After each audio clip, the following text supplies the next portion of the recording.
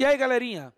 Professor Paulo Gereba de História. Vamos agora discutir o segundo momento da nossa aula de Segundo Reinado.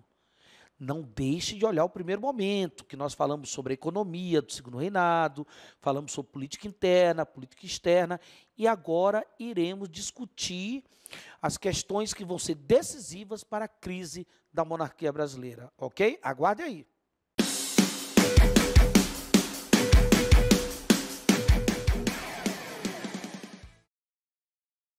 Galera, dando continuidade ao Segundo Reinado, não podemos deixar de observar a crise do Império Brasileiro, a crise da monarquia.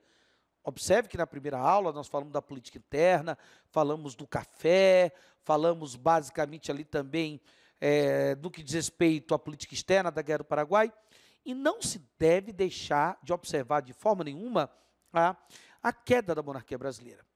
É evidente que quando você discute a queda da monarquia, é importante pensar na famosa questão abolicionista.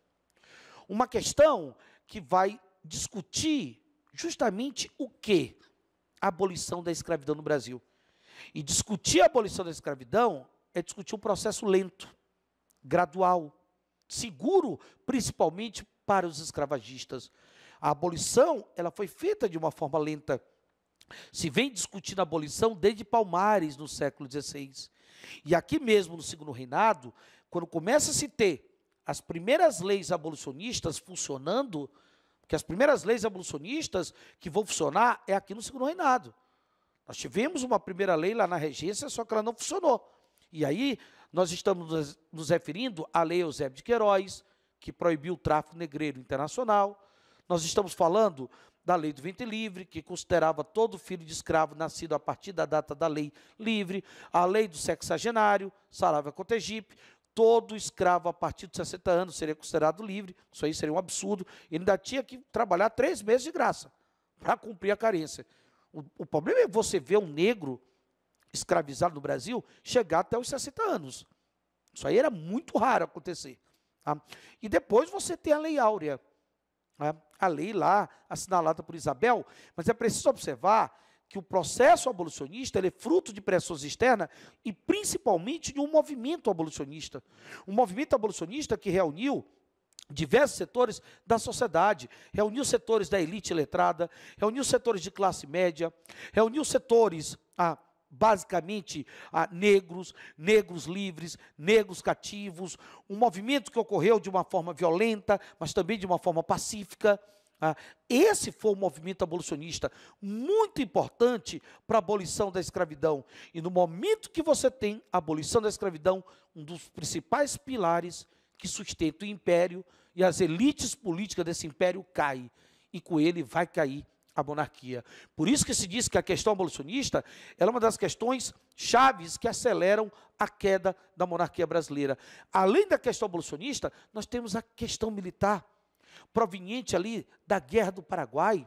Os militares brasileiros que participaram da Guerra do Paraguai, o Exército Brasileiro, ele volta com uma certa consciência política, é preciso observar isso, e a partir do momento que eu tenho o surgimento, inclusive, de escolas militares, a influência do positivismo, principalmente ali, as ideias do Augusto Conte sendo divulgadas por Benjamin Constant, as ideias de ordem e progresso.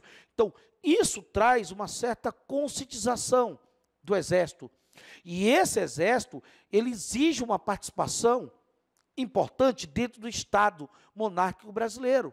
O que a gente não observa, a monarquia não dá essa participação. E o que vai se observar, esse Exército rompendo com a monarquia. E ela perde um outro pilar importante, que é o Exército. Ela vai perder um pilar importante, que é o Exército, apesar de ter o apoio ali da Marinha, mas ela perde o apoio do Exército, e esse Exército, ele acaba, num momento decisivo, incorporando as ideias republicanas. Tanto prova que ele está lá, no dia 15 de novembro, ele está lá como um dos principais articuladores da queda dessa monarquia. Não só ele, mas como também os civis republicanos. Os civis republicanos, a partir do movimento republicano, principalmente organizado pelos barões do café, da região do Oeste Paulista, que vão buscar espaço político, que vão lutar pelo federalismo, esses republicanos que não se entendiam muito bem, porque se você olhar para os republicanos de São Paulo e para os republicanos cariocas e do Rio Grande do Sul, eles têm muitas diferenças, há muitas divergências entre os republicanos. Os paulistas defendem mais a ideia de federalismo, os cariocas falam de república popular, os republicanos gaúchos trabalham com aquela ideia mais de que positivista. Então não há um entendimento entre os republicanos. E o que se observa que o movimento republicano, que foi um movimento através de jornais, foi um movimento através de partidos políticos, como o Partido Republicano Paulista, eles vão estar também no golpe da proclamação da República. Os civis republicanos das elites cafeicultoras, juntamente com o Exército, estão articulando o golpe da proclamação da República, que também teve a questão religiosa, que, de certa forma, colaborou, apesar de ter sido tão decisiva, como a questão militar e a questão abolicionista, a questão religiosa, porque a igreja, ela simplesmente rompeu com a velha política do padroado.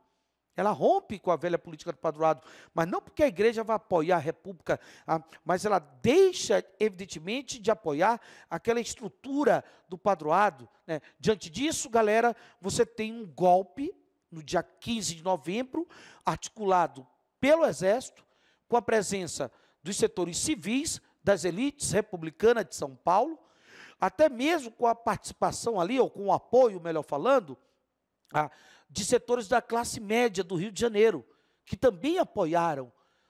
E aí você vê o nascimento de uma república no Brasil, uma república que simplesmente ela não tem participação popular, como diria Aristide Lobo, e o povo assiste ao nascimento da república de uma forma bestializada. Ou seja, o povo ele irá dormir no dia 14 de novembro, na monarquia. Quando ele acorda no dia 15 de novembro, nós já estamos na república. E o povo só vai saber que essa república existe alguns dias depois, quando o novo governo, sob o comando do Deodoro da Fonseca, representante do Exército, vai homenagear, saudar a República Brasileira. Ou seja, uma república que nasce sem o apoio popular, sem a participação popular. Uma república articulada a partir de golpes. Uma república que questões como a religiosa e, acima de tudo, a militar e a abolicionista, elas foram questões decisivas para acelerar a queda dessa monarquia brasileira. É evidente que uma monarquia contraditória, uma monarquia que modernizou-se quando aboliu a escravidão e trouxe, por exemplo, imigrantes com café, também que gerou as atividades urbanas, mas uma monarquia que não avançou na modernização do ponto de vista político, galerinha, e isso vai contribuir para a queda da monarquia brasileira. Então, galera, não deixe de verificar a primeira parte da aula e agora também a segunda parte, que vai ser fundamental para a resolução das questões que vamos já trabalhar isso com vocês, ok? Um grande abraço.